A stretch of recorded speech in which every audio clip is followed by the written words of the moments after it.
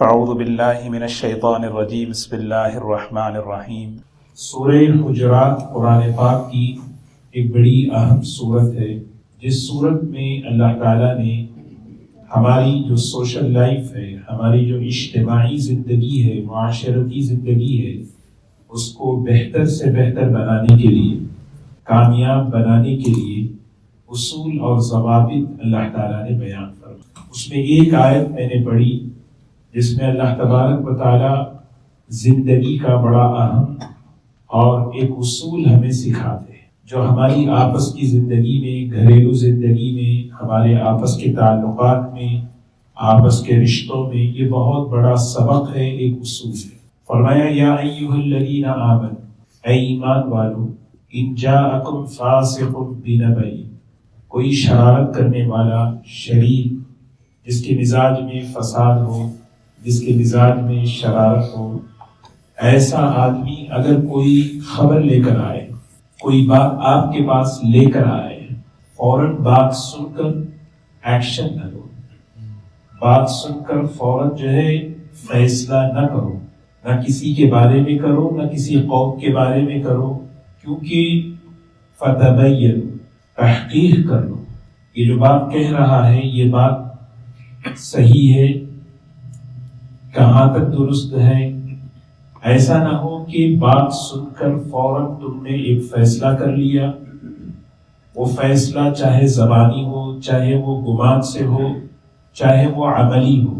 آدمی جب کسی کے بارے میں کوئی بات سنتا ہے تو فوراً اپنا فیصلہ زبان سے سناتا ہے، یا پھر زبان سے نہیں سناتا تو ایک رائے قائم کر لیتا ہے، ہاں وہ ایسا ہے۔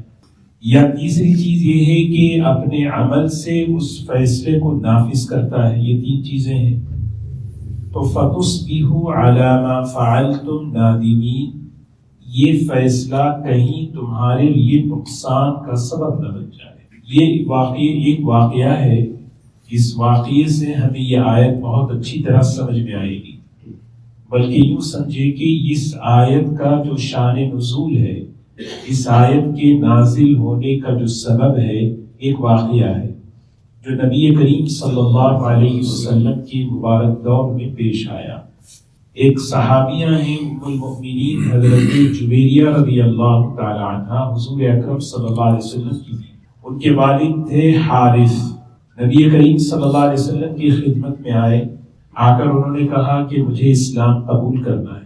آپ نے اسلام کی دعوت دی اور انہوں نے اسلام قبول کر لیا، اور قبول کرنے کے بعد وہ اپنے علاقے میں چلے گئے اور وہاں جا کر وہ اسلام کی دعوت دیتے رہے۔ نبی کریم صلی اللہ علیہ وسلم نے ایک شخص کو، ایک صحابی کو اس علاقے میں بھیجا، وہاں جا کر آپ ان سے زکوٰۃ کا مال وصول کر کے لے کر آئے۔ وہ صحابی وہاں جب پہنچے تو وہ علاقے والے کچھ افراد، کچھ لوگ باہر نکل آئے۔ اس میں سے ایک آدمی کہنے لگا کہ یہ لوگ سب کے سب دین سے پلٹ چکے ہیں اور تمہاری جان کا خطرہ ہے۔ تو وہ صحابی سیدھے حضور صلی اللہ علیہ وسلم کے پاس آئے، کہنے لگے کہ میں اس قبیلے کے پاس گیا، وہاں کے لوگ سب دین سے پھر چکے ہیں اور وہاں کے لوگوں نے مجھے قتل کا، مارنے کا ارادہ کیا۔ تو حضور اکرم صلی اللہ علیہ وسلم نے ایک جماعت تیار کی تاکہ مقابلے کے لیے بھیجے۔ فوراً آیت اتری، یا ایھا الذین آمنوا، اے ایمان والو۔ دیکھیں، بعض چیزیں ایسی ہیں بن دیکھے یقین کرنا، یہ ایمان والے کی خصوصیت ہے۔ سورہ بقرہ کے ابتدا میں اس کو بیان فرمایا، یؤمنون بالغیب ویقیمون الصلاۃ ومما رزقناہم ينفقون۔ ایمان والے وہ ہوتے ہیں جو صرف اللہ کے کہنے پر، اللہ کے رسول صلی اللہ علیہ وسلم کے کہنے پر بغیر دیکھے یقین کر لیتے ہیں، بغیر دیکھے ماننا، صرف اللہ کے کہنے پر، اللہ کے نبی صلی اللہ علیہ وسلم کے کہنے پر، یہ خوبی ہے، اس ایمان اسی کا نام ہے۔ ایک واقعہ ہے، سیدنا محمد رسول اللہ صلی اللہ علیہ وسلم ایک گھوڑا خریدنے کے لیے مارکیٹ تشریف لے گئے۔ وہاں ایک آدمی سے جو ہے معاملہ ہوا تو قیمت طے ہوئی۔ اللہ کے رسول صلی اللہ علیہ وسلم نے فرمایا کہ قیمت میں تمہیں گھر چل کر دوں گا۔ معاملہ طے ہو گیا، یہ گھوڑا میں خرید لیا اس قیمت پر، قیمت صرف تمہیں گھر میں دوں گا۔ آپ نے کہا ٹھیک ہے، اور وہ شخص بھی آپ کے ساتھ چلنے لگے گھوڑا لے کر۔ اللہ کے رسول صلی اللہ علیہ وسلم کی رفتار جو چلن ہوتی تھی وہ بڑی تیز ہوتی تھی، آپ تیز تیز تشریف لے جا رہے تھے، وہ پیچھے گھوڑے والا گھوڑا لے کر چل رہا تھا۔ اتنے میں درمیان میں ایک آدمی آ گیا اور آ کر کہا کہ یہ گھوڑا مجھے بیچو گے؟ تو اس آدمی نے کہا بیچوں گا اگر تم پیسے زیادہ دو گے۔ کہا کتنے میں؟ قیمت بڑھا دی اس نے۔ یہ بات چیت ہو رہی تھی، اللہ کے رسول صلی اللہ علیہ وسلم نے دور سے دیکھ کر کہا یہ گھوڑا تو تم نے مجھے بیچ دیا ہے، یہ کیسے تم جو ہے اس آدمی کو بیچ رہے ہو؟ تو آدمی پلٹ گیا، کہنے لگا نہیں میں آپ کی بات نہیں مانتا، کون گواہ ہے بتاؤ؟ یہ گھوڑا میں نے آپ کو بیچ دیا، اس پر کوئی گواہ ہے تو بتاؤ۔ لوگ جمع ہو گئے، ظاہر سی بات ہے جب اس طرح کی بات ہوتی ہے تو لوگ جمع ہو جاتے، تو لوگ جمع ہو گئے۔ تو اس موقع پر ایک صحابی ہیں حضرت خزیمہ رضی اللہ تعالی عنہ، وہاں سے وہ گزر رہے تھے تو وہ بھی آ گئے۔ کہا کہ کیا معاملہ ہے؟ کہا کہ یہ گھوڑا میں نے خریدا ہے، لیکن جس وقت میں نے خریدا اس وقت کوئی نہیں تھا اور یہ آدمی گواہ پوچھ رہا ہے۔ تو حضرت خزیمہ نے فرمایا میں گواہی دیتا ہوں اس بات کی کہ آپ نے یہ گھوڑا خریدا ہے۔ نبی کریم صلی اللہ علیہ وسلم نے فرمایا خزیمہ جس وقت یہ معاملہ ہوا اس وقت تم تھے نہیں، کیسے تم گواہی دے رہے؟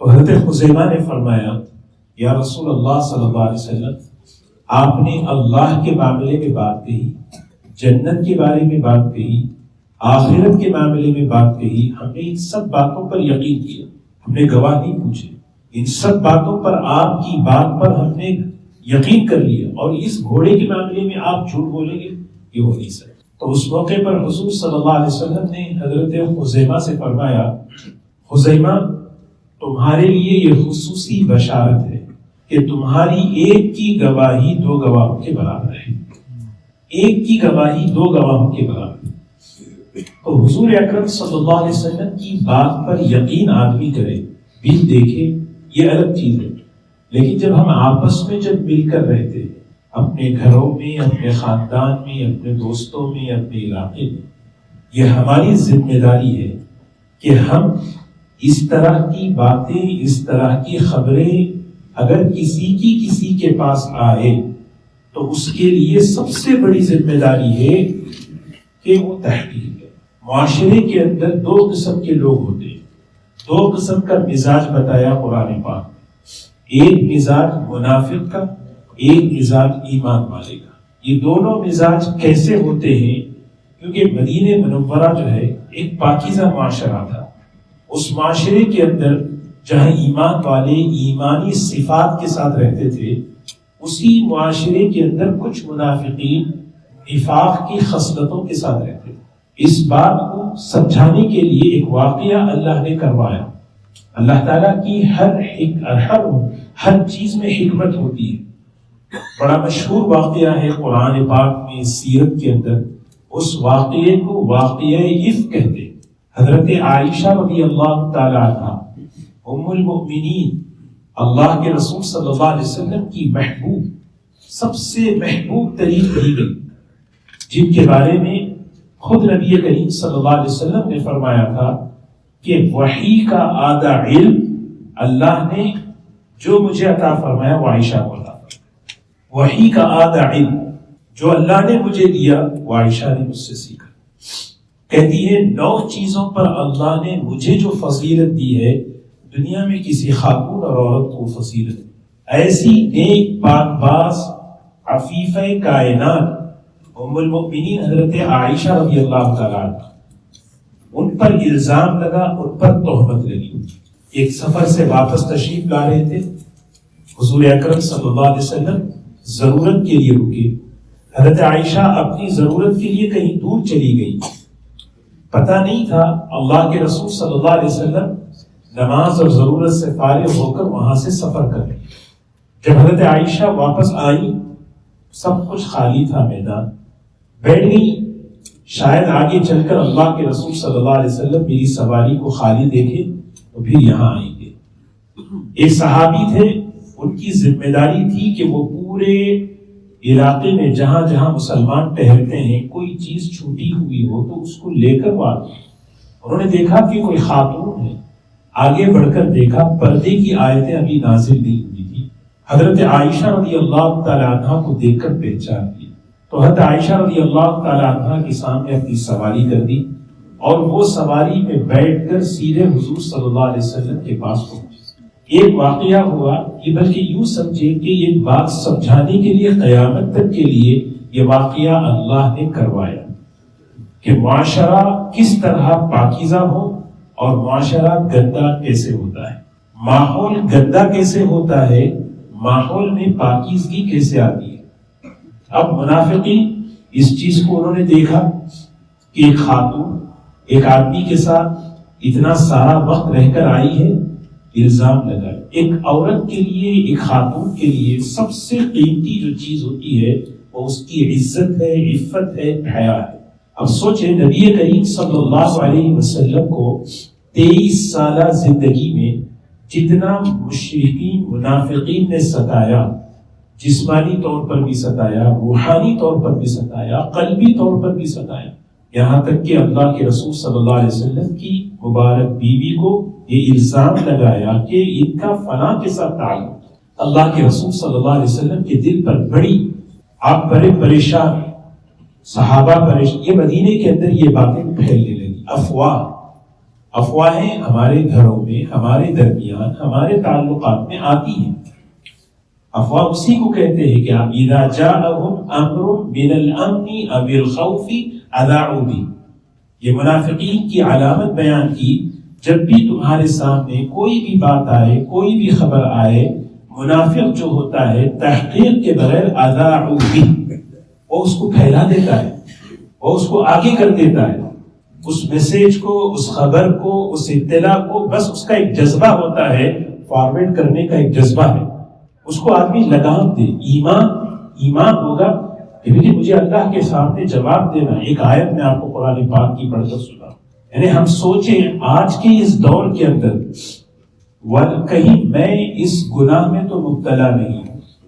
وَلَيَحْمِلُنَّ أَثْقَالَهُمْ وَأَثْقَالًا مَعَ أَثْقَالِهِمْ وَلَيَحْمِلُنَّ أَثْقَالَهُمْ أَثْقَالًا مَعَ أَثْقَالِهِمْ وَلَيُسْأَلُنَّ يَوْمَ الْقِيَامَةِ عَمَّا كَانُوا يَفْتَرُونَ۔ قیامت کے دن کچھ لوگ ایسے ہوں گے اپنے گناہوں کا بوجھ تو اپنے سروں پہ رکھیں گے، اپنے گناہ کا بوجھ تو اپنے سر پہ ہوگا، لیکن اس کے ساتھ ساتھ دوسرے لوگوں کے گناہوں کا بوجھ بھی اپنے سروں پہ رکھیں گے۔ وہ کیسے ہو سکتا ہے؟ آج تو ہم اس چیز کو بڑی آسانی سے سمجھ سکتے ہیں۔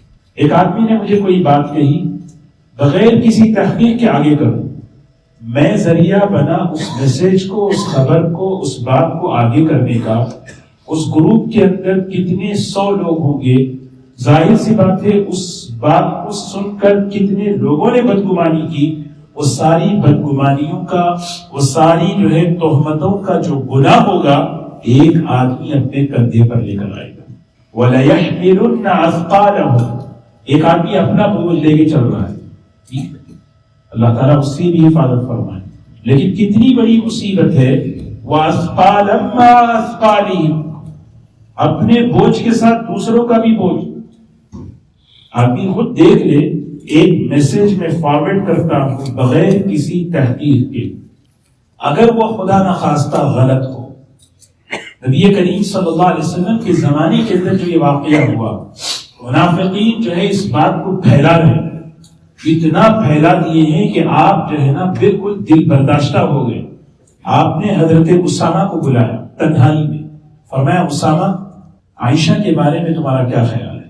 حضرت اسامہ کیونکہ چھوٹے تھے، گھر میں رہتے تھے، کہنے کہ یا رسول اللہ صلی اللہ علیہ وسلم میں نے عائشہ کے اندر سوائے خیر کے کوئی چیز نہیں دیکھی۔ آپ نے حضرت عمر کو بلایا، حضرت عثمان کو بلایا، حضرت علی کو بلایا رضی اللہ عنہ، ایک ایک سے بلا لیں۔ حضرت علی رضی اللہ تعالیٰ عنہ نے اپنی بات کہہ کے فرمایا آپ ایک کام کریں، جو حضرت عائشہ کے ساتھ رہنے والی جو خاتون ہے بریرہ، اس کو بلا لیں، اس کو پوچھیں۔ حضور صلی اللہ علیہ وسلم بے چین ہیں، غمگین ہیں، اور ادھر منافقین اس بات کو پھیلا رہے ہیں، ٹھٹا اڑا رہے ہیں اور اس کو انجوائے کر رہے ہیں۔ ٹینشن مسلمانوں کے اندر، ماحول کے اندر ٹینشن، ماحول کے اندر خوف، ماحول کے اندر جو ہے افراتفری. اسی لیے جو ہے نا فتنہ کہاں شروع ہوتا ہے؟ اس وقت شروع ہوتا ہے جب آدمی کرنے کے کام چھوڑ کر نہیں کرنے کے کاموں میں مشغول ہوتا ہے. آدمی فتنے کا دروازہ فتنے میں کب مبتلا ہوتا ہے، کب شروع ہوتا ہے؟ جب آدمی کرنے کا کام چھوڑ دے. اسی لیے آگے فرمایا وَلَتُسْأَلُنَّ يَوْمَ الْقِيَامَةِ، قیامت کے دن اللہ سوال کریں گے. آدمی ذرا سوچے اطمینان سے کہ قیامت میں اللہ سوال کریں گے مجھ سے سوال ہوگا عن عمره فیما افنا وعن شبابه فیما ابلا. میری عمر کے بارے میں، میری جوانی کے بارے میں سیریس کوشچن ہے. میرے علم کے بارے میں، میرے مال کے بارے میں. وہ دن ایسا ہوگا یوم یجمع اللہ الرسل فیقول ماذا اجبتم، سارے نبیوں کو کھڑا کر کے جمع کریں گے اور اللہ تعالیٰ ان نبیوں سے جواب طلب کریں گے. یہ اللہ تعالیٰ سورہ قرآن کے اندر یہ آیت کیوں بتا رہے ہیں؟ یوم یجمع اللہ الرسل، یاد کرو اس دن کو جس دن کے اللہ نبیوں کو کھڑا کریں گے، جمع کریں گے. فیقول ماذا اجبتم، ان سے بھی کوسچن ہوگا، سوال ہوگا جس وقت تم نے دعوت دی قوم نے کیا جواب دیا. قالوا لا علم لنا انك انت علام الغیوب. انبیاء علیہ السلام پر اس دن کا خوف ایسا کہنے کہ آپ جانتے ہی یا اللہ، آپ ہم سے زیادہ جانتے ہیں. تو یہ میں عرض کر رہا ہوں کہ منافقین کا مزاج دیکھیں. اس آیت کو اللہ نے مکمل فرمایا کہ دیکھیں اگر اللہ کا فضل کسی پر نہ ہو، اللہ کی رحمت اگر کسی پر نہ ہو، پھر آدمی جو ہے اس فتنے میں مبتلا ہوتا ہے. کہ اللہ ہم سب کی حفاظت فرمائے. تو منافقین کا ایک رویہ یہ بیان کیا اور ایمان والوں کا ایک مزاج بیان فرمایا. ایمان والوں کا مزاج میں ایک واقعہ عرض کروں. ایک صحابی ہے حضرت ابو ایوب انصاری رضی اللہ تعالیٰ، اور ان کی بیوی ام ایوب انصاری رضی اللہ تعالیٰ. خوب اس وقت مدینے کے اندر یہ ماحول چل رہا ہے، یہ افواہ پھیل رہی ہے، یہ باتیں چل رہی ہیں. تو بیوی نے، ام ایوب نے ابو ایوب سے فرمایا آپ سنتے ہیں کچھ کہ کمیونٹی میں کیا ہو رہا ہے، کیا باتیں چل رہی ہیں، آپ سن رہے ہیں کیا ہو رہا ہے؟ تو حضرت ابو ایوب انصاری رضی اللہ عنہ نے فرمایا جی میں نے سنا ہے. پھر حضرت ابو ایوب نے فرمایا کیا کہتی ہو تم اس بارے میں، کیا کہتی ہو تم اس بارے میں؟ تو ام ایوب کہنے لگی بالکل غلط بات ہے. پھر بیوی نے شوہر سے پوچھا تمہارا کیا خیال ہے اس بارے میں؟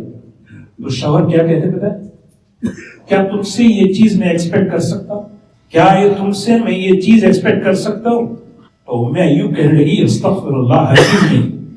تو حضرت ابو ایوب انصاری رضی اللہ عنہ نے فرمایا عائشہ تم سے لاکھوں درجے حیا اور پاک دامن ہے. یہی تو قرآن پاک کی جو آیتیں اتری سورہ نور کی، ان آیتوں میں اللہ تعالیٰ نے ایمان والوں سے یہی خطاب فرمایا لولا اذ سمعتموہ قلتم ما یکون لنا ان نتکلم بہذا سبحانک ھذا بہتان عظیم. جس وقت یہ بات تمہارے سامنے پہنچی یا جب بھی پہنچے گی تم نے یہ کیوں نہیں کہا کہ یہ جھوٹ ہے؟ ایمان والے تو یہی کہتے ہیں جھوٹ ہے، بہتان عظیم ہے. لولا اذ سمعتموه ظن المؤمنون والمؤمنات بانفسهم خيرا وقالوا هذا افك مبين. ایمان والوں کا مزاج دیکھیں دو تھے معاشرے کے اندر. ایک ایمان والے ہوتے ہیں، ایک وہ لوگ ہوتے ہیں جو منافق ہوتے ہیں. اللہ ہم سب کی حفاظت فرمائے اس نفاق کی خصلتوں سے. اسی لیے جب بھی انسان کسی بھی معاملے میں کسی بھی خبر کو سن کر، کسی بھی بات کو سن کر کوئی کہے، کوئی جملہ کہتے، کوئی سوچ بنا لے، نقصان اٹھاتا ہے. ہم دیکھ لیں ہم اپنے گھروں میں، اپنے تعلقات میں، اپنے حدیث میں مسلم شریف کی روایت ہے نبی کریم صلی اللہ علیہ وسلم نے فرمایا جانتے ہو سب سے بدترین جھوٹ کیا ہے؟ سب سے بدترین جھوٹ یہ ہے کہ جو سنے اس کو بیان کر دے. سب سے کمزور ایڈمنسٹریشن کیا ہوتی ہے پتہ؟ جو سنا کان کا کچا ہو. نبی کریم صلی اللہ علیہ وسلم کے سامنے کتنے مسائل ایسے آتے تھے. واقعات ہیں ہمارے سامنے سیرت کے اندر، آپ کے سامنے ہمارے سامنے واقعات ہیں. اللہ کے رسول صلی اللہ علیہ وسلم تحقیق کرتے، یہودی آ کر کہنے لگا یا رسول اللہ صلی اللہ علیہ وسلم اپنا فیصلہ یہودی اور منافق لے کر آ گئے. اور وہ منافق یہ سوچ رہا تھا کہ میں مسلمان ہوں، شاید میرے بارے میں فیصلہ ہو جائے. نبی کریم صلی اللہ علیہ وسلم نے فیصلہ سنایا یہودی کے حق، اور وہ دونوں پھر گئے کہاں پر؟ حضرت عمر کے پاس. وہ یہودی کہنے لگا ہم تو فیصلہ کرا چکے تھے نبی کریم صلی اللہ علیہ وسلم. حضرت عمر نے فرمایا رک جا، میں بھی تلوار لے کے آتا ہوں، میں فیصلہ تیرا کروں. قرآن کی آیت اتری فلا وربک لا یؤمنون حتی یحکموک فیما شجر بینہم. اللہ تعالیٰ ہم سب کی حفاظت. تو اللہ تعالیٰ نے ہمیں جو دین اسلام قرآن پاک کی جو نعمت اللہ نے عطا فرمائی، ایک بہت ہی پاکیزہ زندگی، انفرادی اعتبار سے، اجتماعی اعتبار سے، کہ ہماری گھریلو زندگی، ہماری آپس کے تعلقات کی زندگی، ہمارے آپس کی معاشرتی زندگی یہ کیسے پاک صاف ہو، اس کی سب سے بڑی بنیاد یہ ہے ان جاءکم فاسق بنبأ فتبینوا. کوئی بھی خبر تمہارے سامنے آئے، بات آگے بڑھانے سے پہلے، فیصلہ کرنے سے پہلے، اقدام سے پہلے ہمیشہ تحقیق کر لو. تحقیق کر لو، کہیں ایسا نہ ہو کہ تم بغیر تحقیق کے آگے بڑھ گئے اور اس پر تمہیں ندامت ہو. اور ایسی ندامت زندگی میں کئی مرتبہ انسان اٹھا چکا ہوتا ہے. مال کے معاملے میں کسی شخص کے اچھے اچھے تعلقات ختم ہو جاتے ہیں، اچھے اچھے رشتے ختم کر لیتا ہے آدمی بغیر کسی بات میں. ہم نے یہ کیا، ہم نے وہ کیا. اللہ تعالیٰ ہم سب کو عمل کی توفیق نصیب فرمائے.